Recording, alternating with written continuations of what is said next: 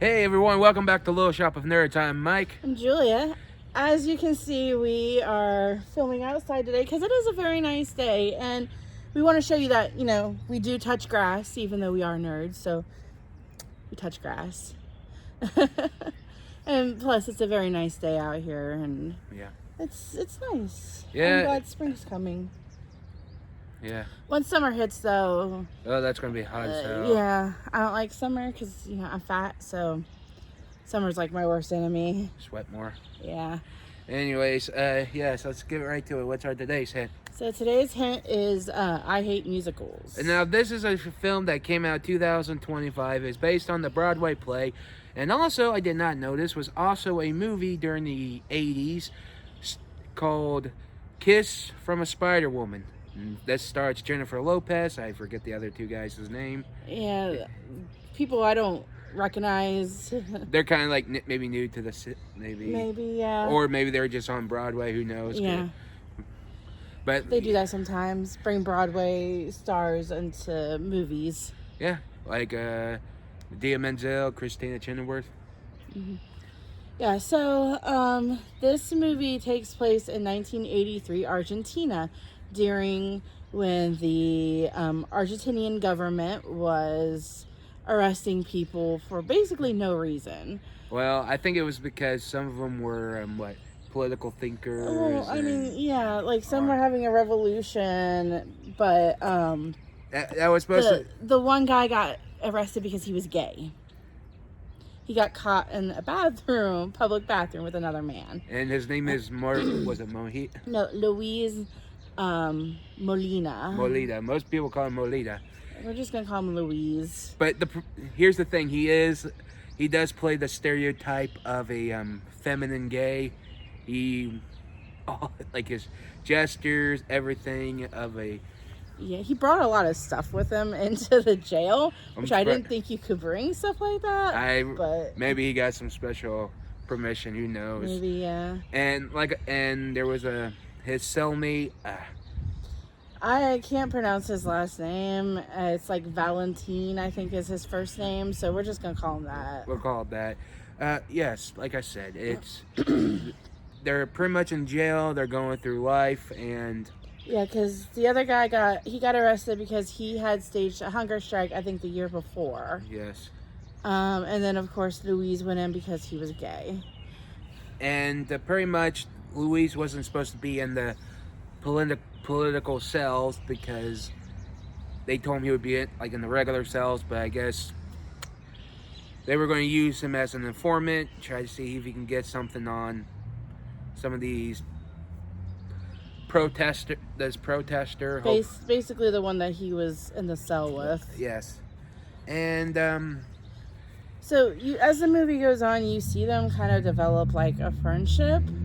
And then Luis talks about how his mother would take him to the movies when she was working, and he would watch movies like all the time. And the one movie that he talked about that he liked so much was called Kiss of the Spider Woman. And what they do is they go back and forth of the movie. Pretty much this is the inside of the mind of what the movie would have been like inside their mind, pretty much. And what it does, it's when they do the musical numbers, it goes to the movie they're talking about, where Luis and Val are the main characters. And they make Jennifer Lopez blonde in this movie. Normally, I always see her with brown hair. Yeah. Well, I mean, when she is herself, Ingrid, yeah, she had brown hair, but in the movie, she had blonde. Yeah. And what was it? They give her like this, like she was, like I said, she also was supposed to play two roles, this mythical creature called the Spider Woman, and they gave her this Liza Minnelli short hair wig, and I'm like, that did not look good on her. Yeah. So, what happened, so when they were doing the movie, Louise was playing Kendall Nesbitt, which was in the movie, Ingrid's assistant, and Valentine was playing the role of her lover, Armando. And Nesbitt and Louise, they are actually, I would say they're probably considered non-binary, because they didn't, like, there was a part where Louise talked about how he wanted to be a woman, but he was obviously a man. Well, I wouldn't say I wouldn't say trans. He could just be like. Well, no, because that ending theme, or that ending, Yeah. Could, so I mean, he might have been trans.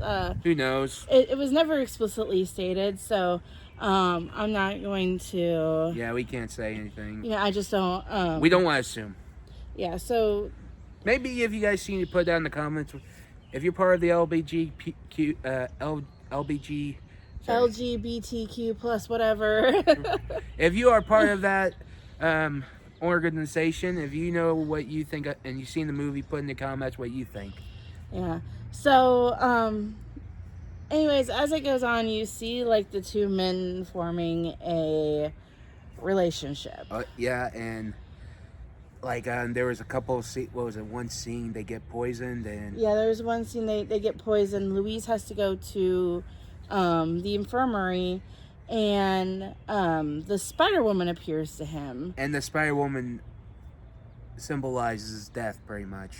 Yeah, and so in the movie, like the actual movie, the Kiss of the, like the movie that Louise is telling Valentine, so Ingrid plays a like a magazine editor or something. Yeah. And she ends up going back to her hometown with her lover Armando, and then she realizes that she was born on the night of something. I think a full moon or something. Yeah, and she has to return to the village to sacrifice the man that she loves, which is Armando. But she tries to leave before that happens. Her assistant does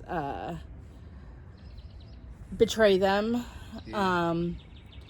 And instead of Armando being the one that was kissed by the Spider Woman, it was Nesbitt, because he loved Ingrid, but there are different types of love. Yeah. So, and Nesbitt was a closeted gay man. Well, Louise also mentioned that the character was supposed to be a closet gay man, but the actor who was playing him butchered up and the actor was supposed to be gay, and he didn't want his mom to find out. Yeah. So he changed the direction and everything. So they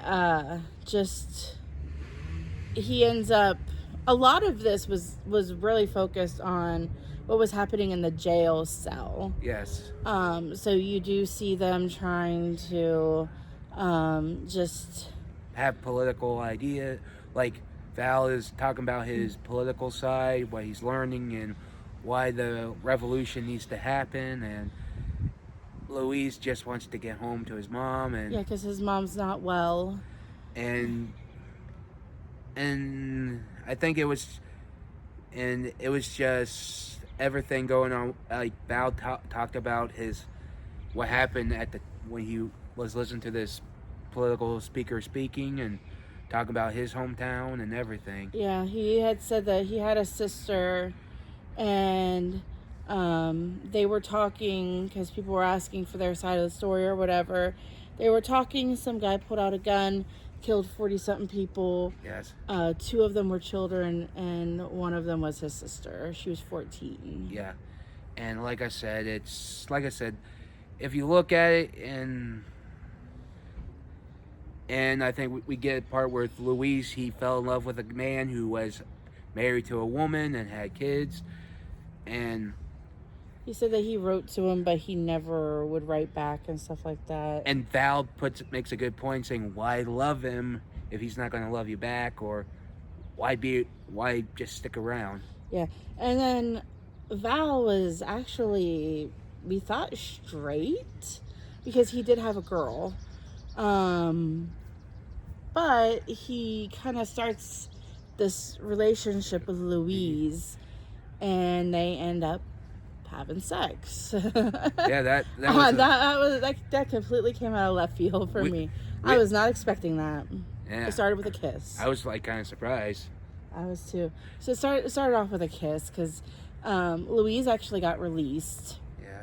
and he was like, "Well, can you give me going away part or get a going away gift?" And he wanted a kiss, and then the kiss just escalated to where they actually Yeah. fucked. And they have done something together before that. It might have just been Val touching Louise. Yeah, because like what was it? Louise was helping healing him after he got Val got tortured and everything else. But besides that, they were Louise finished up the story of the movie, and you know, it ends with Armando and Ingrid being together because Nesbitt sacrificed himself. and Then Louise got out of jail. He went home, saw his mom. His mom's happy. And then Louise starts to join the revolution. he passed down. Val give information to Luis to pass down to his contacts, and the reason why is the warden wanted to get him out so fast because he knew Luis was falling in love with Val, and he knew he was going to do something like this. Yeah, because Louise was actually supposed to be the informant for Val, like to get the information for that. And so he, the day that he did meet up with the guy that he had fallen in love with, the married guy with the 2 kids. And he basically said, you know, you just gave me enough to keep me adoring you. And then the guy was like, don't come back here. And it's a good possibility that maybe he was a closeted gay man. Could have been. You know, and he just didn't, or maybe he just didn't want to associate with a gay man. Yeah. Because, I mean, this takes place in Argentina in 1983, Yeah, which I said at the beginning. So that's when being gay wasn't nearly, and being in another country, too. Yeah, it's kind of a... It wasn't nearly as acceptable as it is now. Yeah, it wasn't that great. And, but, yes, like I said, he meets up with some of his informants. And they try to run away from the police, but here's the thing. Luis fell. He tried to get up. They kept saying, come on, and he knew that he wasn't going to make it. So the informant killed him because they knew if the police got him, they were going to get the information from them. Yeah. And then you see this scene where he's dancing with Val, and then he gets kissed by the Spider Woman at the end of it, and then he dies. The guards throw in a newspaper showing that he had been shot and killed. Val loses his mind, or he doesn't lose his mind, but he gets he's upset. And then the revolution or the government fell, and people who have been arrested were let out of jail. Yes. And he was one of them. And before Louise had left, he left a red scarf for Val. And you see him take it out of his jacket and hold it up and said, "We made it, my love." And he just held it up, and that's where it ends. The movie ends. Now, like I said, the movie's pretty good. It was good, but I think it's more like a 7 out of 10 for me. Yeah, I'd give it about a 7 out of 10 too. It's like the music was good, everything, but there were some parts where I did get bored. Yeah, I kind of agree, but I think that was just the idea of it, maybe, but it was the idea of the history behind what they were doing. But like I said, it was still a good film. I liked it. It was like I said, 7 out of 10. It's on Hulu. check it out, see what you think. Or or Disney Plus, as long as you have Hulu.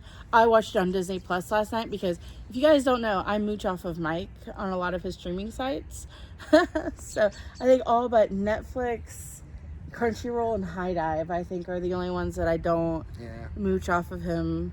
But everything else I pretty much mooch off of him. Pretty much. But I watched it on Disney Plus. He watched it on Hulu. So either or. Yep.